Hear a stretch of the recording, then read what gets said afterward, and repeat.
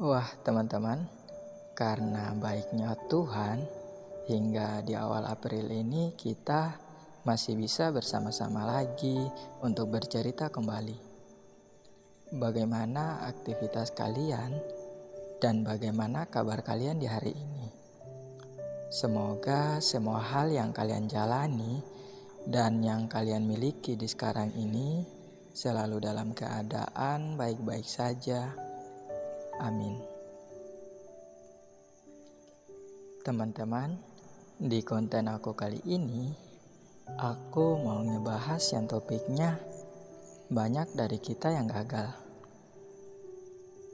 Semoga apa yang aku sampaikan nanti ada maknanya. Mari kita mulaikan. Di zaman sekarang ini, banyak dari kita demi merebut kebahagiaan sampai mati-matian menyingkirkan kebahagiaan orang lain, menjatuhkan orang-orang yang sudah berada di puncak kemenangan. Apakah kita harus seperti itu ya? Banyak yang iri hati dengan keberhasilan orang lain, hingga berusaha dianya mencari satu kesalahan yang dapat menjatuhkan nama baik orang yang sudah meraih keberhasilan itu. Contohnya seperti ini. Orang yang dulunya malas kayak gitu, mana mungkin bisa berhasil? Mana bisa menjadi pemimpin untuk kita? Dan juga dia ditunjuk, bisa jadi mungkin saja lewat orang kenalnya. Atau dia punya uang yang banyak hingga dianya membeli jabatan itu. Atau mungkin dia diangkat hanya sekedar merasa kasihan saja pada dia.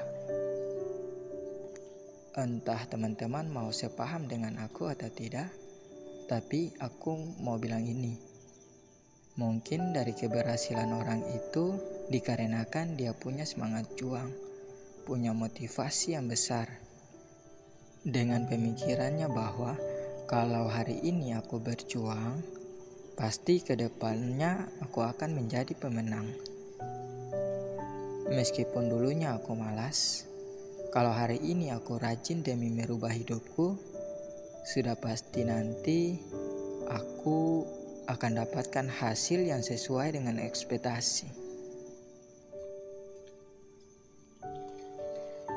Setiap orang di dunia ini punya jatah menang. Kalau dia tidak bisa memenangkan jabatan dan pakaian yang bagus, palingan dia akan memenangkan pengalaman dan juga memenangkan banyaknya pengetahuan. Sebab dia mampu mengalahkan dirinya yang malas di masa lalu dan di masa kini.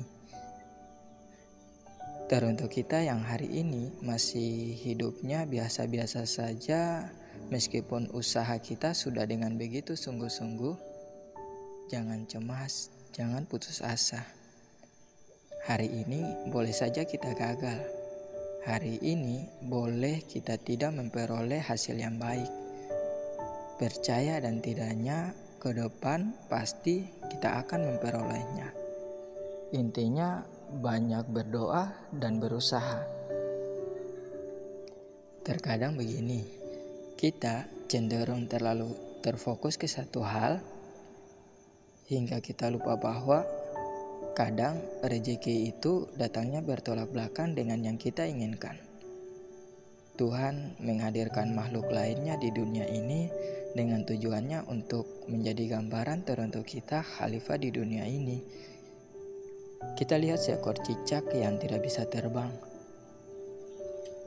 Kok bisa dia menjadikan hewan yang terbang sebagai makanan terbaiknya? Dari gambaran makhluk itu, kita dapat memahami bahwa rezeki itu kadang bertolak belakang dengan diri kita atau keinginan kita. Yang terpenting apa yang kamu butuhkan, bukan apa yang kamu inginkan. Aku tidak mau ambil pengalaman dari orang jauh. Cukup orang-orang di sekitar kita saja. Banyak yang ingin menjadi abdi negara, sampai-sampai mereka berusaha mati-matian untuk mendapatkannya. Namun pada akhirnya mereka tak mencapai hasilnya. Padahal seharusnya di samping uji nasib sebagai abdi negara, dia juga masih bisa untuk berkuliah. Kan begini, andaikan kalau kita tidak berhasil menjadi abdi negara, kan bisa berhasil menjadi sarjana. Dan lagian kalau sudah jadi sarjana, kan bisa kembali lagi uji nasib menjadi abdi negara dengan gelar yang baru. Itu mungkin jauh lebih baik. Kita karena terlalu terfokus ke satu hal hingga kita lupa usia. Wah, aku sudah gagal menjadi abdi negara. Aku ingin melanjutkan kuliah tapi usiaku kan usianya sudah segini. Mana mungkin aku mau lanjut kuliah dengan adik-adik lagi. Terkadang kegagalan bukan karena kurang berusaha, melainkan didasari dengan ego yang begitu merajai pada diri.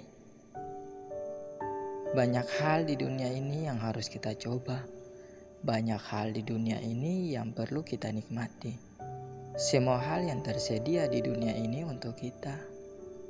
Untuk kita yang berusaha tanpa mengutamakan ego atau kesombongan pada diri. Nah, teman-teman, tanpa disadari konten aku sudah di penghujung. Semoga apa yang aku katakan dari awal hingga akhir ada maknanya. Sampai jumpa lagi di konten berikutnya. See you next time.